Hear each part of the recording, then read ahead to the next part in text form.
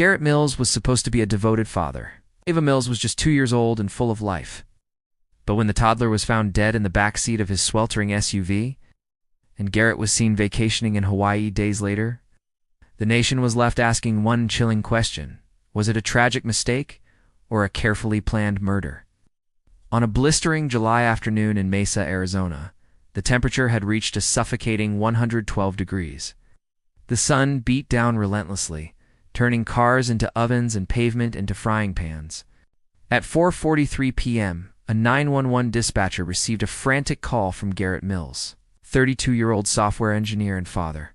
He claimed he had just discovered his 2-year-old daughter Ava, unresponsive in the back seat of his locked SUV.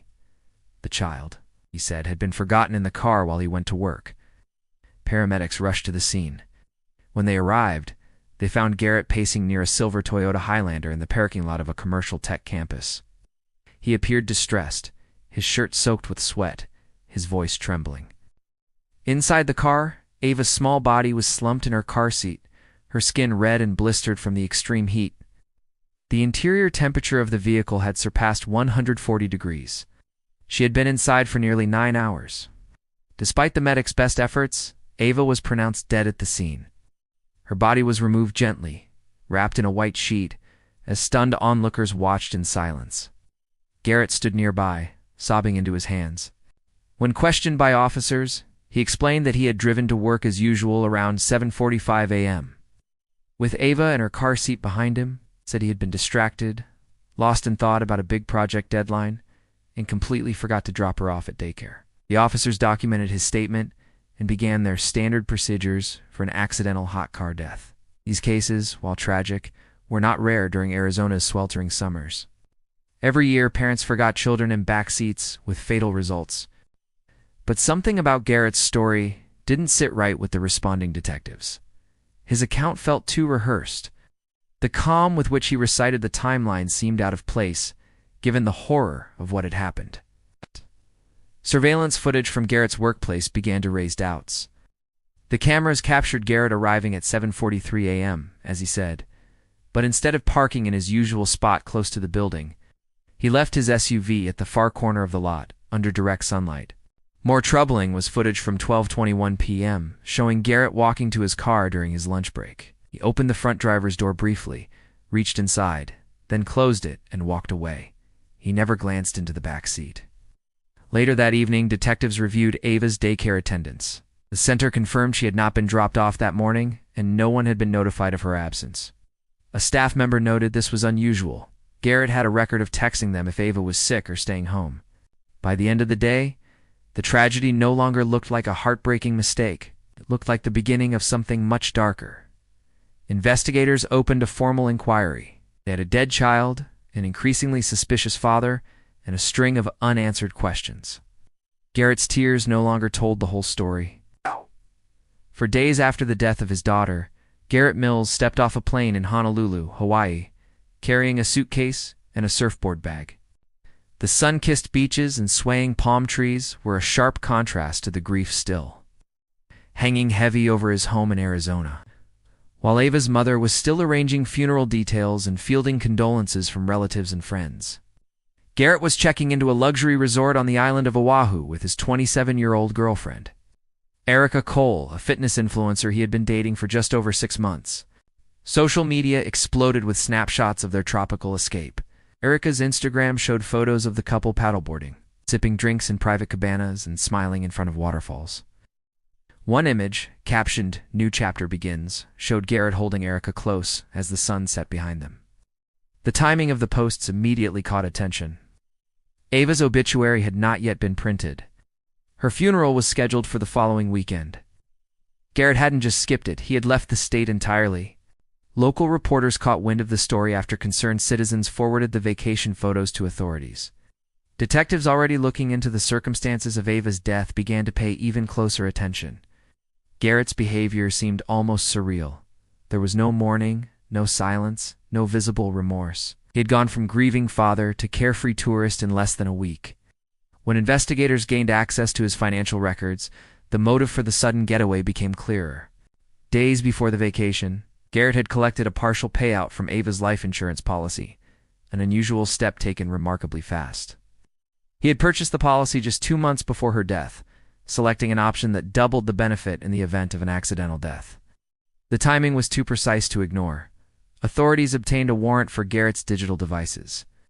What they found on his phone was even more unsettling. In his search history were questions like, how long does it take for a child to die in a hot car? Can heat erase fingerprints and life insurance payout after child death? The searches had been made in the weeks leading up to Ava's death, sometimes in the early morning hours. In the Notes app on his phone, investigators found a budget draft for a post-death lifestyle. It included line items for a vacation, a new condo, and a ring. Further examination of text messages revealed that Garrett had been planning the Hawaii trip for over a month. In one message, dated a week before Ava's death, Erica asked if he was sure the timing was safe. Garrett responded, "No one will suspect a thing if it looks like an accident. We'll be gone before the dust settles." That single message shifted the direction of the investigation. What had looked like parental negligence now resembled premeditated murder. Garrett Mills wasn't a heartbroken father escaping tragedy. He was a man who had carefully crafted a plan, and the tropical getaway was not a healing retreat, but a celebration. As the investigation deepened, the financial puzzle surrounding Garrett Mills began to take shape with alarming clarity. At first glance, he appeared to be a man living a modest, middle-class life, employed full-time, divorced but co-parenting, occasionally active on social media with posts about weekend hikes and coffee runs. But beneath the surface, his world was crumbling. Records showed he was tens of thousands of dollars in debt, with multiple maxed-out credit cards, a repossessed second vehicle, and a mortgage on the brink of default. Garrett had been under financial strain for nearly 2 years, much of it stemming from legal fees tied to his contentious divorce and custody battle with Ava's mother, Lindsay. While Lindsay had requested full custody due to what she described as Garrett's irresponsibility and emotional volatility, the court had granted him joint custody, requiring him to care for Ava 3 days a week. He had complained to coworkers that the schedule made it difficult to date or travel. "It's like I'm stuck," one colleague remembered him saying, though it didn't seem unusual at the time. 2 months before Ava's death, Garrett contacted an insurance broker online and initiated the process of securing a $250,000 life insurance policy for his daughter. He listed himself as the sole beneficiary. While policies for children are not uncommon, especially when parents are concerned about funeral costs, this one stood out because it included a clause that doubled the payout in the event of accidental death. He paid the premium in full up front, something the broker later said was rare. Detectives followed the money trail closely. Bank statements revealed a flurry of financial activity in the days after Ava's death. Garrett paid off 2 credit cards and transferred a large sum to a travel agency. Within 72 hours of his daughter's death, he had booked flights, hotel reservations, and a private helicopter tour of Kauai. None of it seemed like the behavior of a grieving father. Then came the texts, dozens of them retrieved from Garrett's phone during a forensic analysis. He had exchanged hundreds of messages with Erica in the months leading up to Ava's death. In them, he often referred to Ava as an anchor and said he felt suffocated by the responsibilities of fatherhood. One message read, "It's hard to build a future when the past keeps calling you daddy." Erica's replies were often cautious, sometimes urging him to focus on legal ways to simplify his life. But over time, the tone shifted.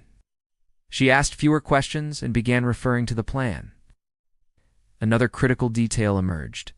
Garrett had rewritten his own will in early June, just weeks before Ava's death. In it, he named Erica as his primary beneficiary, assigning her access to his assets and any funds remaining from the insurance payout. This, investigators noted, suggested not only forethought, but also a plan for permanence. The image was now undeniable. Ava's death was not a moment of carelessness.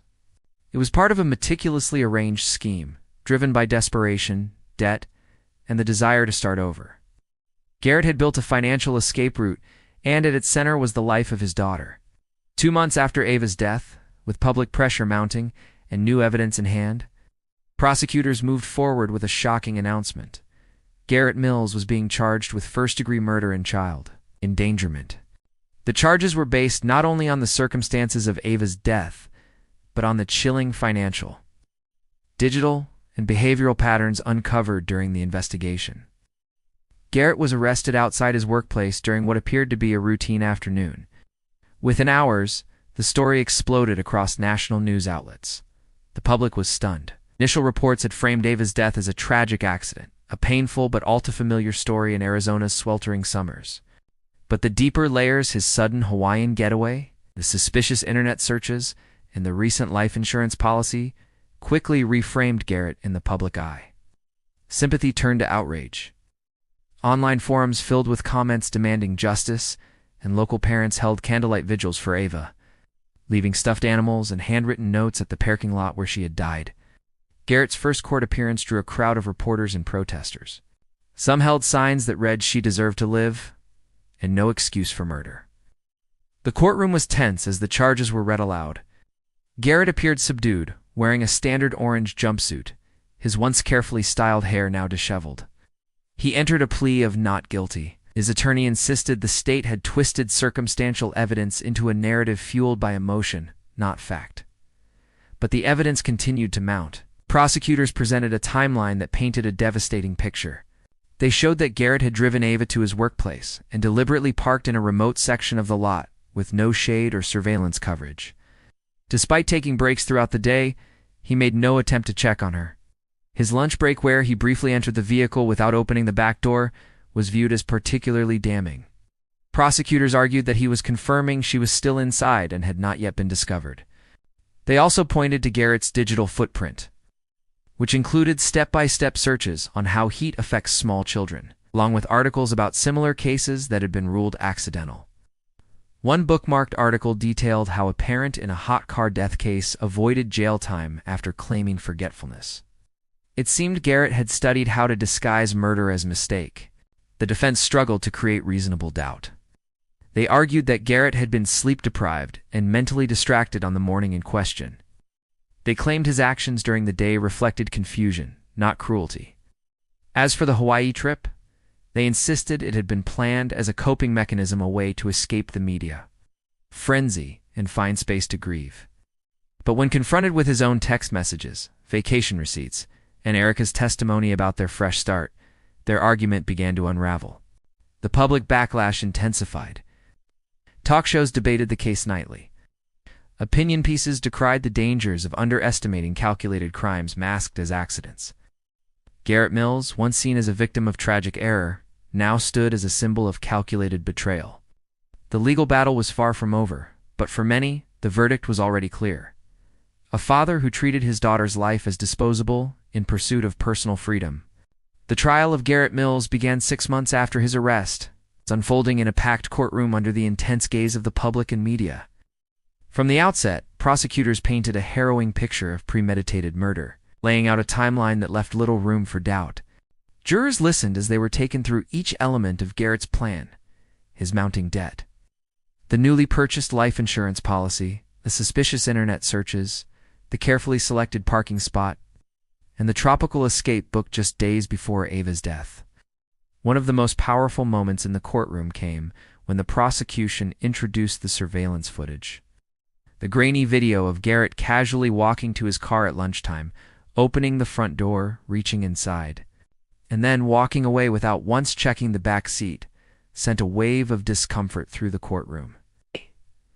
The footage lasted less than 30 seconds, but its impact was enormous.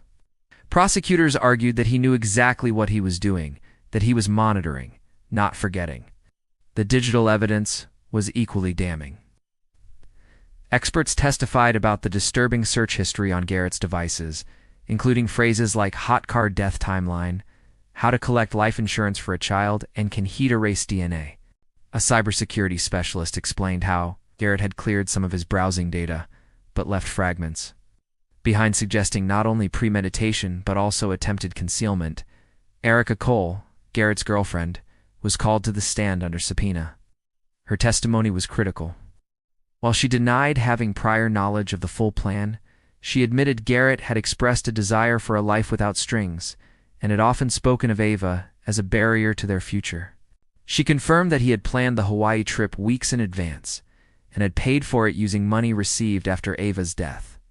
Her demeanor was uneasy, and her presence cast an even darker shadow over Garrett's motives. The defense focused on casting doubt on Garrett's state of mind.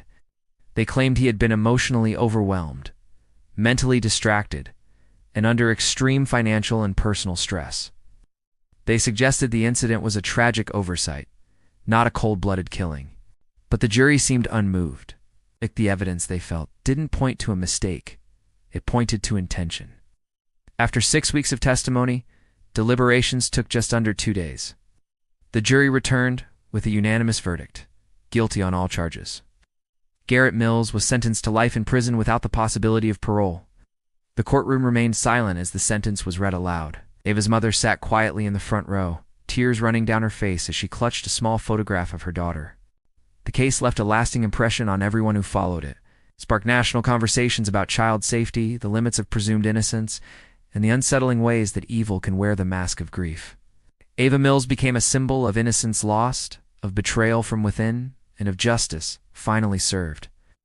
As the media coverage faded and the headlines changed, one truth remained.